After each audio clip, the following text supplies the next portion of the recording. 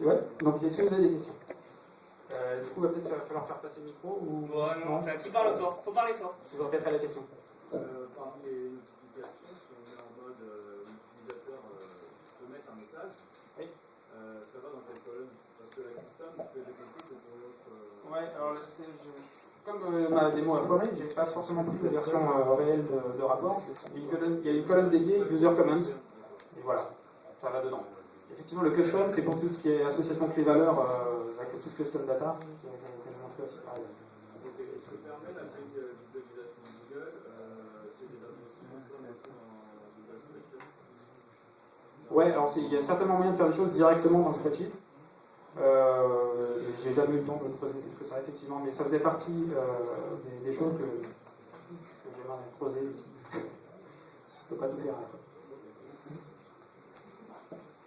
D'autres questions? Oui. Pardon?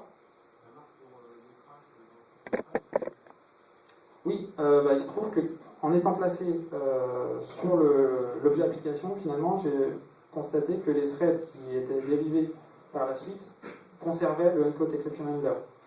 Donc finalement, ce n'est pas appliqué uniquement sur le thread, le premier thread qui vient, le thread de UI, mais également sur les threads qui seraient générés par des async tasks par ailleurs. Est-ce que vous rendez bien la main aux autres uncode exception handlers, notamment à tous les outils d'analytics? Et deuxième chose, comment vous gérez le mode déconnecté dans le rapport? Ouais. Rendre la main aux autres uncode exception handlers, non. Sauf dans le cas du silent. Là, oui, effectivement, c'est, en tout cas, je rends la main au default exception handler que j'ai supprimé avant d'installer le mien. Et donc la deuxième question, le mode déconnecté, dans ce cas-là, le rapport est gardé dans un coin et au prochain lancement d'application, on va essayer de le renvoyer.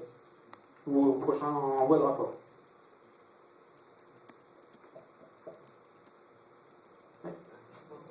Est-ce qu'on pourrait imaginer avoir un git dump qui soit généré et envoyé, alors pas forcément sur Google Docs, mais en tant que fichier Google Docs par exemple? J'ai peur de la taille du git dump. Ouais, J'ai pensé à un moment donné, je me suis dit quand même, là ça va faire un peu gros. Enfin, déjà, les logcat, il faut en limiter la taille parce que là on a vu dans des conditions de réseau très mauvaises que ça a pris du temps à essayer d'envoyer un rapport. Et il a fini par pas arriver. Je sens moyen. Oui.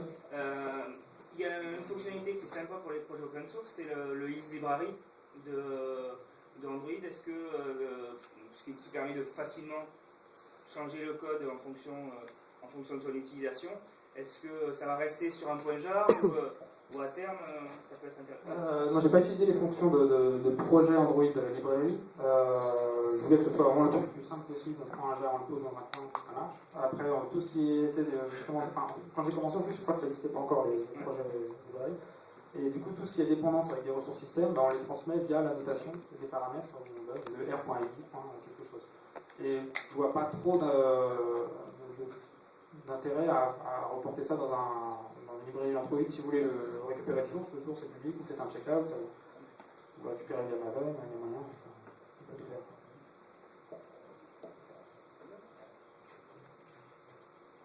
Nous, du Google Docs, on a les 14 000 rapports. Oui. On oublie les suivants, Vous en faites ce que vous voulez en fait. Je sais pas ce qui se passe quand les 14 000 arrivent. Je n'ai pas testé. Je pense qu'il serait plus sain de faire un peu de minage et de les transférer dans un autre rapport si on arrive à ce niveau-là. D'autres questions? Ok. Merci. Donc.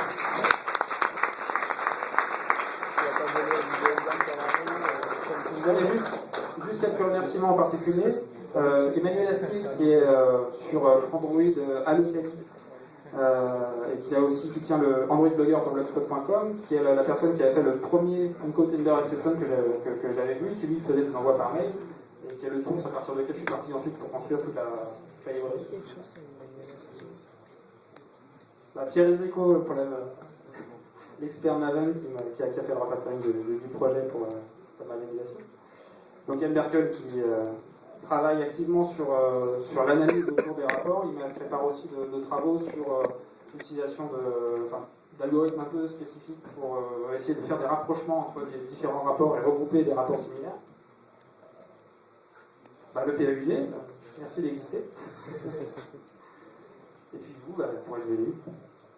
Et sans oublier le SIEA qui nous accueille aujourd'hui. Voilà.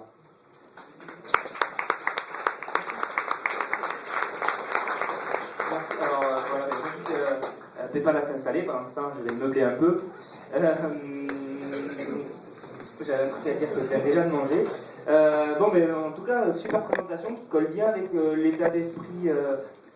Une des premières envies qu'on a, je pense, sur le POG, c'est de faire des applications toujours meilleures. Donc là, ça va vous aider à faire des applications toujours meilleures. Et puis donc la présentation suivante, c'est plutôt sur le côté, faire des applications avec toujours plus de fonctionnalités, de capacités. Donc ça, on est direct dedans. Ah oui, voilà. J'envoie un message s'il y en a qui nous suivent sur le live stream pour nous faire des retours, soit par Twitter, soit par les commentaires. Moi, je les suis pas, les commentaires. Je sais pas si quelqu'un les suit. Voilà, si c'est pas trop dégueulasse. Excusez du terme. Donc voilà, présentation de PayPal. On remercie aussi pour le sponsoring du pot juste après, qui nous attend. Et les messieurs, je vous laisse la main.